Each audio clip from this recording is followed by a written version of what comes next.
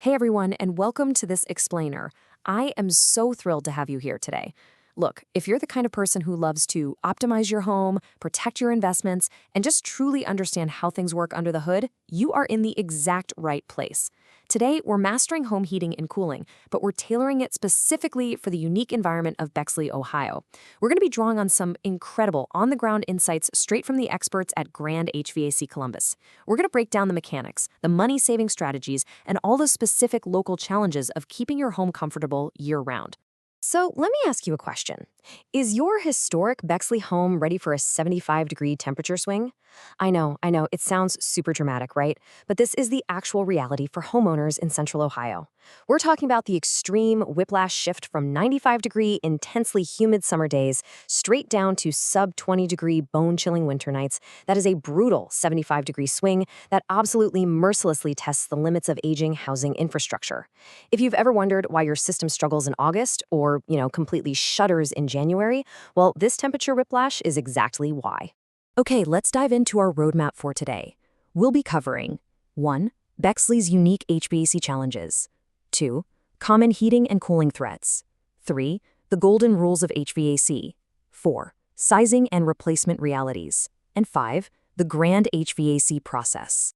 Starting off with Section 1. Bexley's unique HVAC challenges, the climate and architecture clash. As we touched on just a second ago, 75 degrees. That's the massive temperature swing homes in this humid continental climate zone just have to endure. And it forces your system to work serious overtime. Your furnace is running constantly through December, January, and February, while your central air is working just as hard from June all the way through August. And then, in the spring and fall, your system is rapidly switching back and forth between heating and cooling modes. That constant switching heavily stresses the internal components, and trust me, it reveals all the weak points in aging equipment. Now check this out, because this brilliantly illustrates the hidden cost of historic homes. 20 to 30%. That is the staggering amount of expensive conditioned air that's lost through leaky original ductwork. Think about the historic Bexley neighborhoods, like those around College Avenue, with homes dating all the way back to the 1920s. That old infrastructure leaks heated or cooled air directly into attics and crawl spaces. You are literally paying to condition air that never even reaches your living room. Crazy, right? Let's look at a few more specific local factors that complicate things. First off, Ohio's high humidity. It means that even if your thermostat reads a perfect 72 degrees, if your AC is struggling to pull that moisture out of the air, you are still going to feel incredibly sticky. Second, like we mentioned, many of those beautiful Maryland Avenue area homes have ductwork that's been severely compromised from old gravity furnace conversions. And finally, those gorgeous mature tree canopies in the Capital University District in Berwick, well, they're beautiful, but they constantly drop leaves and seeds right into your outdoor condenser units, which restricts airflow and essentially suffocates your system. Moving right along to Section 2, common heating and cooling threats, when systems break down. Let's contrast the dual threats of the seasons, because it's a double whammy. In the winter, January cold snaps force your furnaces to run continuously. That leads to cracked heat exchangers, which, by the way, actually pose a very real carbon monoxide risk, along with burnt igniters and blower motor failures. Then, flip to the summer. August heat waves exploit all the weaknesses in your AC. We see blown capacitors, overheated compressors, and coils completely clogged with that tree debris we just talked about. And let's be real, these breakdowns always seem to happen exactly when you need your system the most, don't they? So, the absolutely crucial point to remember here is that it's not just about temperature, it is heavily about moisture. This is an often overlooked threat.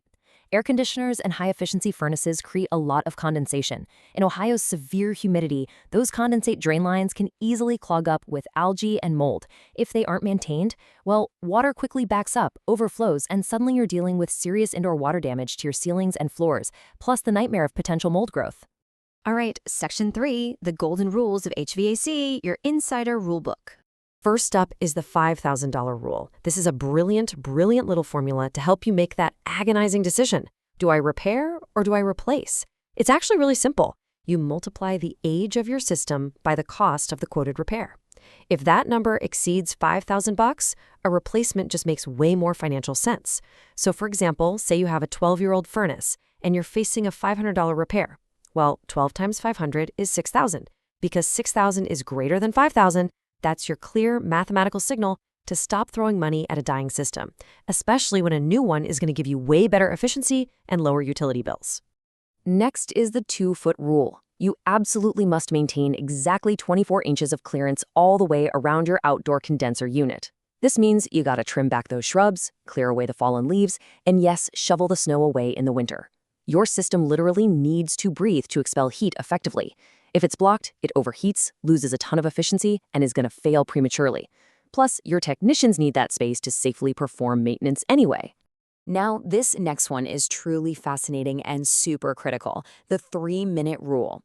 If you turn your AC off, you have to wait a full 3 minutes before turning it back on. Why? Because this delay allows the highly pressurized refrigerant in the system to equalize. If you restart it immediately while it's still under high pressure, you cause massive mechanical and electrical stress on the compressor. And guess what? The compressor is the single most expensive component to replace. Now, fortunately, a lot of modern smart thermostats build this delay in automatically, but it's vital information to know just in case. Section 4. Sizing and replacement realities, getting it right. So let's talk size. As a rough estimate based on square footage, a 3,000 square foot home might need a 3 to 5 ton system, while the larger 4,000 square foot home, maybe over in Berwick, might need 4 to 6 tons. But here's the catch. These are just estimates. Variables like 2-story layouts, vaulted ceilings, finished basements, your window quality, and even how much shade you're getting from those local trees heavily dictate your specific requirements. Which brings us to an absolutely essential quote from our sources. A proper manual J load calculation prevents undersized equipment that runs constantly or oversized units that short cycle. Seriously, do not let a contractor just guess your system size based on rough rules of thumb. Certified professionals perform a very specific manual J calculation to account for your exact insulation levels, window area, infiltration rates, and the layout of your home. Because if it's oversized, it cools down way too fast and doesn't remove the humidity. But if it's undersized, it literally never stops running. Let's face the stark reality of patching an older system versus just biting the bullet and installing a new high-efficiency unit. Patching a 12-plus-year-old system basically guarantees rising energy bills, declining efficiency, and the constant lingering stress of a sudden breakdown right in the middle of a blizzard. On the flip side, a high-efficiency replacement offers significantly lower utility costs, much better humidity control, which we know is a huge deal for Ohio, and the ultimate peace of mind that comes with long-term warranty protection. So what does the typical lifespan of a system actually look like? Well, from 0 to 10 years, your main job is just keeping up with seasonal maintenance. Between 12 and 15 years, that's when you really need to start watching closely for that $5,000 rule threshold we discussed earlier. By 15 to 20 years, you've pretty much reached the end of the expected lifespan in Ohio's harsh freeze-thaw climate. Oh, and pro tip straight from the source material. Fall and spring, the shoulder seasons, are the absolute best times to plan a replacement. You completely avoid emergency pricing and actually have time to compare your options. Finally, Section 5, the Grand HVAC process, a transparent solution. It really all starts with certified expertise. Grand HVAC Columbus is huge on upfront pricing with absolutely no hidden fees. But let's look at the actual certifications here, because this matters. Their technicians are NATE certified for complex diagnostics, which means they actually understand how the whole system works, not just how to swap out broken parts. Even more critically, they're EPA Section 608 certified. Guys, this is a federal legal requirement for handling refrigerant safely. Uncertified people opening sealed cooling systems are literally violating federal law. Add in fully stocked service vehicles, and you get fast, one-trip repairs. They break their whole process down into 3 super straightforward steps. First is contact and dispatch. You call, explain the issue, and get scheduled. And, of course, emergency calls take immediate priority. Second is diagnosis and approval. They find the problem, explain it to you in plain English, and give you a firm price. You approve the work before a single tool is lifted. Third is repair and verification. They fix the issue and then, this is key, they rigorously verify airflow and temperatures to ensure the system is genuinely ready to handle Bexley's extreme weather. We have covered a lot today. We talked about those brutal 75-degree temperature swings, the stark reality of historic ductwork, and the critical golden rules to keep your system alive. So I want to leave you with this final thought. Will you wait for a midnight breakdown in the dead of winter, or will you take control of your home's comfort today? Go evaluate your system right now using the rules you just learned and stay ahead of the weather. Thank you so much for joining me on this explainer, and keep learning.